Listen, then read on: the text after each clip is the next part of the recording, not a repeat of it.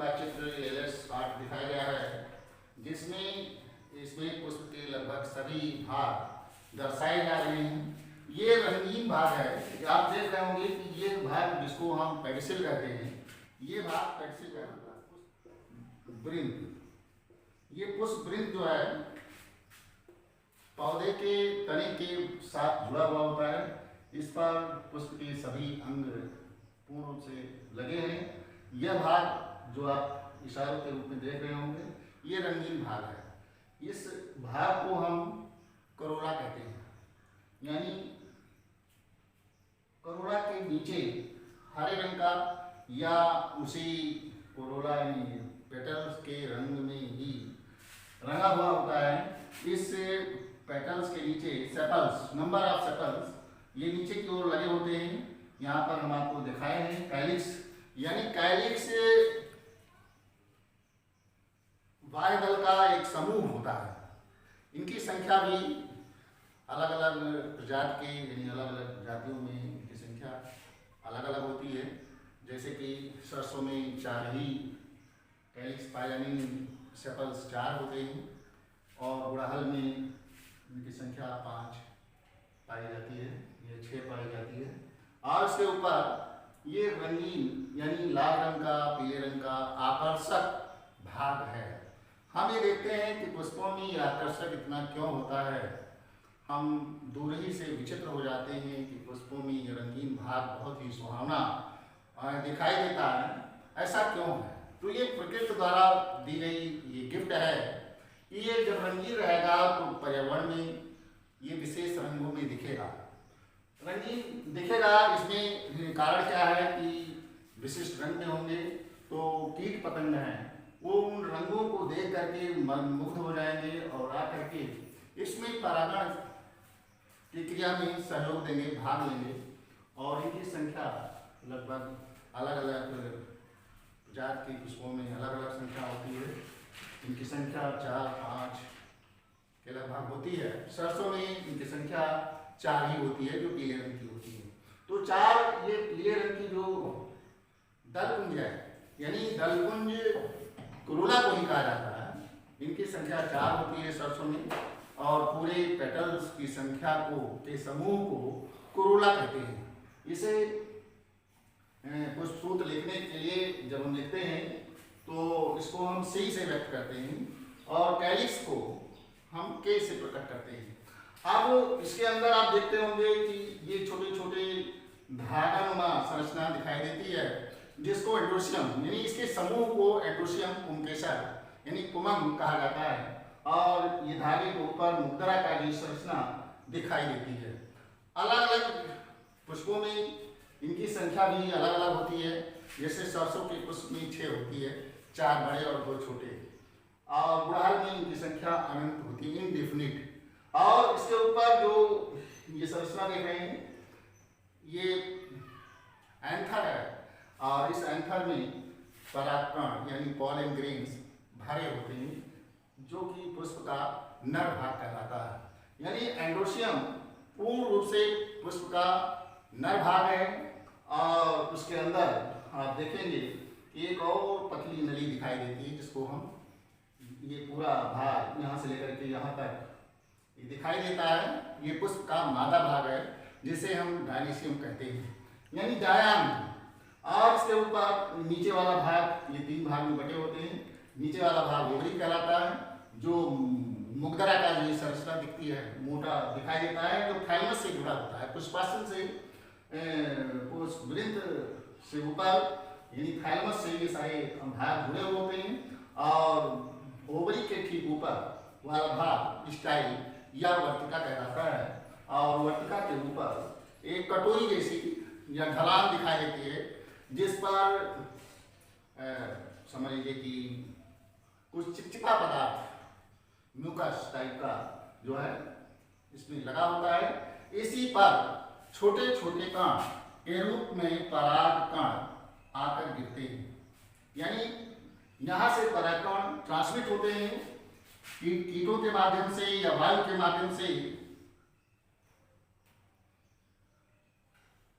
ये आएंगे और इसके परागकण इसके वर्तिकाग्र यानी स्टाइल स्टिग्मा पर गिरेंगे और स्टिग्मा पर ही ये चिपचिपे पदार्थ से ये चिपक जाता है और यहीं पर इस पॉलन ग्रेन का अंकुरण होता है। यानी जो परागकण यहाँ पुंकेसर से निकलते हैं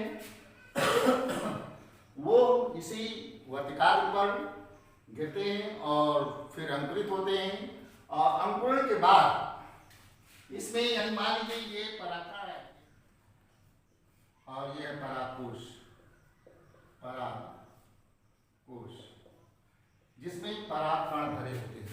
ये मैच्योर होने के पश्चात इससे परागकण स्फुटन होता है और बाहर परागकण ये पॉलन ग्रेन्स बाहर निकल आते हैं, पॉलन ग्रेन, और यही परागकण इसी वर्तिकाग्र पर गिरते हैं। मान लीजिए गिर गए हैं परागकण, तो परागकण का गिरना और इसके श्लेष्म से चिपकना बहुत बड़ी बात है। अगर ये परागकण इससे चिपक जाते हैं तो जितनी भी हवाएं चलेंगी या किसी माध्यम से गिरना हो तो गिरेंगे नहीं, क्योंकि श्लेष्म है, चिपचिपा पदार्थ है और इससे जाके चिपक जाते हैं। अब रही बात पॉलन ग्रेन की, पॉलन ग्रेन यहाँ पर एक बेलनाकार जैसी संरचना निकलती है जिसको हम ये आपका पॉलन ग्रेन है, पॉलन ग्रेन, इसमें दो कोष्ठक होते हैं और ये जाकर के ये पॉलन ट्यूब है और ये दोनों मेल न्यूक्लियाई इसी में आते ये टू मेल गैमेट्स नर युग्मक,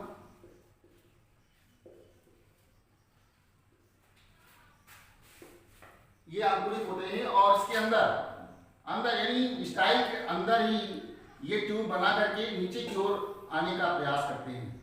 यानी दोनों ये युग्मक ये नीचे की ओर आएंगे और जैसे जैसे ये लंबाई में वृद्धि होती जाएगी वैसे वैसे नर युग्मक भी इसी के साथ में ये आता जाएगा और इसके अंदर एक ओव्यूल्स जैसी संरचना विद्यमान होती है। अब हम देखेंगे कि इस ओवरी के अंदर जो ओव्यूल्स है अंडाणु, इसमें कैसे संरचना होती है। आप रफली देख लीजिए कि ये संरचना है, मान लीजिए ये आपका न्यूक्लियस है,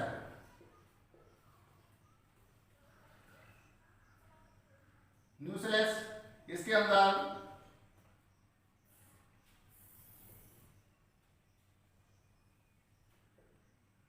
ये भाग एम्ब्रियोसाइट कहलाता है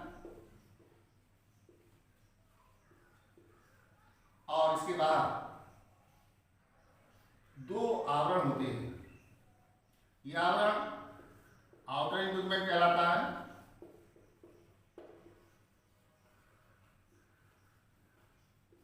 और ये इनर इंट्यूबमेंट, और ये बीच वाला हिस्सा जो छिद्र के रूप में दिखाई देता है इसको माइक्रोपाइल कहा जाता है, माइक्रोपाइल। अब ये आगे की संरचना इसको आप देखेंगे कि इस तरह से ये झुकी हुई होती है, देख रहे हैं। अब इसको आप और देखिए ये भाग आपका हीलियम कहलाता है और ये भाग चलाजा कहलाता है, चलाजा, और ये आपका तीनों सेल्स एंटीपोडल सेल्स कहलाते हैं। ये एग सेल्स या एग ऑपरेटस और ये एंटीपोडल सेल्स कहलाते हैं। बीच में दो न्यूक्लियाई होते हैं, ये जिसको हम सेकेंडरी न्यूक्लियस कहते हैं, सेकेंडरी न्यूक्लियस बीच में पाए जाते हैं। तो ये आपका हो गया स्ट्रक्चर ऑफ ओव्यूल्स। अब यहां पर आप देख रहे होंगे कि ये जो टू मेल गैमेट्स है ये ऊपर की ओर से यानी जहां स्टाइल होती है ये ऊपर से नीचे की ओर आने का प्रयास करती है और इसी इंट्यूबमेंट से होते हुए और माइक्रोपाइल एंड से होकर ये गुजर जाती है और ये दोनों nuclei two male gametes enter to the micropyle into the embryo site, आकर के ये दोनों मेल गैमेट्स एक एक्सल से फ्यूज होता है और दूसरा इस सेकेंडरी न्यूक्लियस यानी यहाँ पर आके ये फ्यूज होता है। एक्सल से और सेकेंडरी न्यूक्लियस से फ्यूज होना दोहरा निषेचन कहलाता है। और जब एक न्यूक्लियाई इस सेकेंडरी न्यूक्लियस से फ्यूजन करता है तो इसे ट्रिपल फ्यूजन या त्रिसंलयन कहा जाता है। तो इस पुष्प में या किसी भी जो